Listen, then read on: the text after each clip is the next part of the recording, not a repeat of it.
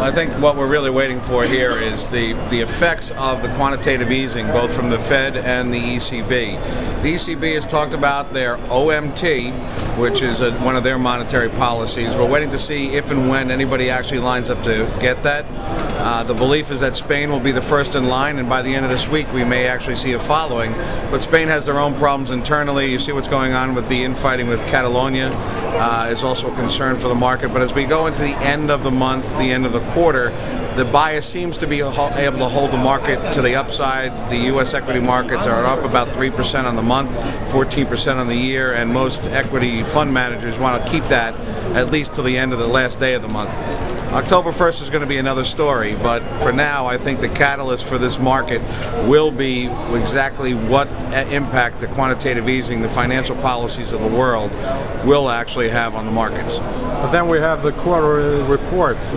Right, then we'll go into, again, the best case scenario is a win-win, that the quantitative easing and the fiscal policies were sufficient enough to raise the market and improve the economic conditions of the world, therefore improving the economic conditions of the stocks that make up the stock market and a reason to buy them. That's yet to be seen. We'll see exactly how that plays out. We've seen some very good reports from the housing sector in particular in the United States. That's been a great performing sector. The question is whether they'll be able to maintain that performance, and the stocks have sold off right after the very substantial earnings as an indication that if they've done enough, that we're going to have to find somewhere else to invest our money. So, how are you surviving this atmosphere? Well, it's not easy. Equities are still a second-class asset. Most of the money flows that we see into the marketplace in securities are going into U.S. Treasuries, not into U.S. equities, and I think that's a very big picture thing to keep an eye on.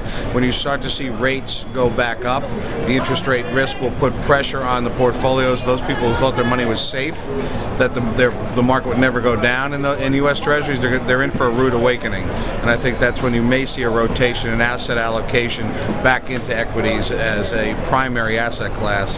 Unfortunately, that hasn't happened yet. I thought Europe was out of the game. Europe is not quite out of the game, and they've come back into the game today, especially in the credit default swap market. That market exploded today because of Spain in particular, and their interest rates going back above 6%. So I don't believe Europe is as important as some people would like to make it. I think if you want to look at what's going on in the market, you're better off keeping a very close eye on China than you are on Greece. I think Greece is a non-starter, but it's an interesting topic if you have nothing else to talk about.